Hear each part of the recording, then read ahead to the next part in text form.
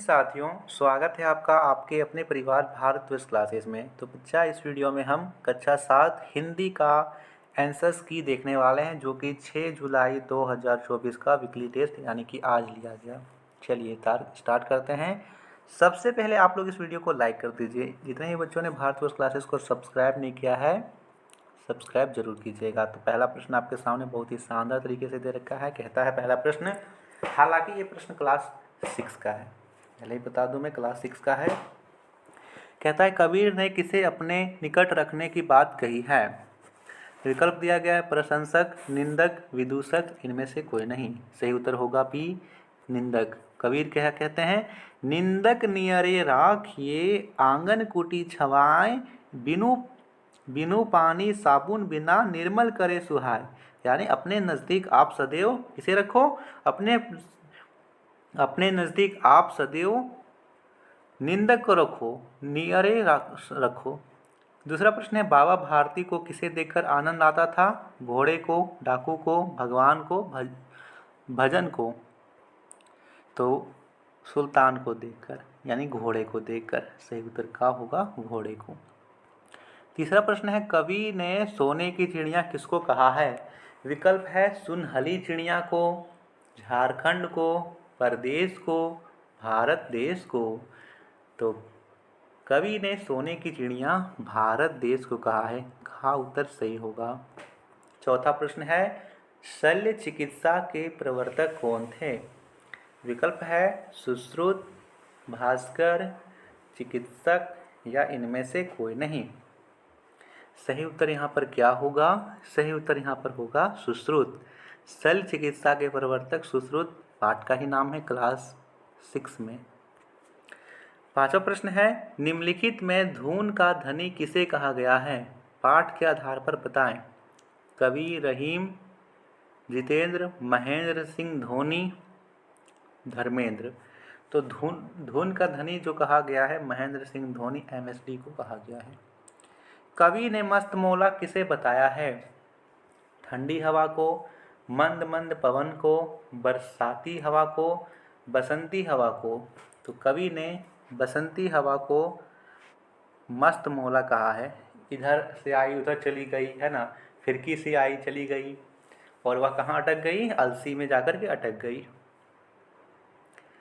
अगला प्रश्न है, जीवन में सफल होने का जादुई सूत्र क्या है।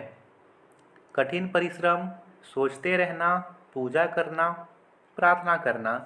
सही उत्तर होगा का, कठिन परिश्रम करने से आप जीवन में सफल हो सकते हो। सही उत्तर होगा का, कठिन परिश्रम। आठवां प्रश्न है, आज मानव समाज आतुर किसके लिए है। खून के रिश्ते के लिए, मानवीय रिश्ते के लिए, व्यापारिक रिश्ते के लिए या इनमें से कोई नहीं। तो आज का मानव समाज है वो केवल व्यापारिक रिश्ते के लिए, सबसे पहले व्यापारिक रिश्ते के लिए ही आतुर है। जहाँ से व्यापार हो, जहाँ से सिर्फ स्वार्थ के रिश्ते के लिए ही आतुर है। फूले ना समाना मुहावरे का अर्थ क्या है। विकल्प दे रखा है मोटा हो जाना, दुखी हो जाना, बहुत प्रसन्न होना, कम खुश होना। फूले ना समाना मुहावरे का सही अर्थ क्या होगा, बहुत प्रसन्न होना। यहाँ पर होगा जैसे राम मोहन को देखते ही फूले नहीं समा रहा, यानी बहुत खुश है बंदा। अगला प्रश्न है, प्रसन्नता शब्द किस प्रकार की संज्ञा है। व्यक्तिवाचक, भाववाचक, जातिवाचक, समूहवाचक। तो यह हमारे मन का भाव है। प्रसन्नता, बचपन, क्रोधता, ये सभी मन के भाव होते हैं, तो भाववाचक संज्ञा है। ये भी प्रश्न जो है, अगला जो प्रश्न जितने भी हैं, मतलब जितना भी आपको बुक से प्रश्न आता है वो क्लास 6 का आया है। चलिए आंसर देखते हैं। कहता है बाबा भारती ने खड़क सिंह से क्या प्रार्थना की और क्यों। तो देखिए, आप बोलो कि सर ये प्रश्न आपने नहीं करवाया है, तो मैंने ये प्रश्न करवाया है बच्चा। हालांकि ये मैंने प्रश्न जो वेरी इंपॉर्टेंट क्वेश्चन है क्लास 6 में करवा दिया, क्योंकि मुझे नहीं पता था कि ये क्लास 6 का क्वेश्चन क्लास 7 में दे देगा। तो दे रखा है बाबा भारती ने खड़क सिंह से क्या प्रार्थना की और क्यों। लिखेंगे बाबा भारती खड़क सिंह से प्रार्थना करते हैं कि तुम इस घटना के बारे में किसी से जिक्र नहीं करना, नहीं तो लोग गरीबों पर विश्वास नहीं करेंगे। 12वां प्रश्न है, कवि रहीम ने अपने दोहे में ऐसा क्यों कहा? कवि रहीम ने ऐसा क्यों कहा कि हमें किसी से कुछ मांगना नहीं चाहिए?